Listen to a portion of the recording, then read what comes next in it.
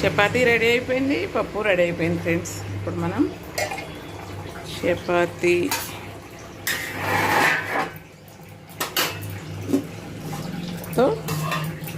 ఉల్లిగడ్డ పప్పు.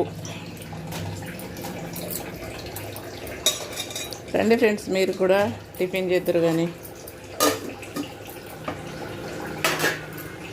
మా అమ్మ జ్ఞాపకాలతో ఉల్లిగడ్డ పప్పు. చూడండి ఎంత మంచి ఉల్లిగడ్డలు ఇదైపోయినాయో.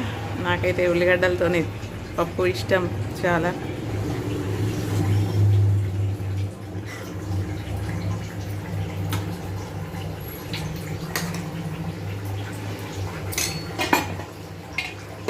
మీకు కూడా నచ్చితే కామెంట్ మాత్రం తప్పకుండా చేయండి ఫ్రెండ్స్. చూడండి ఉల్లిగడ్డ పప్పు ఈ సమ్మర్ సీజన్లో అందరూ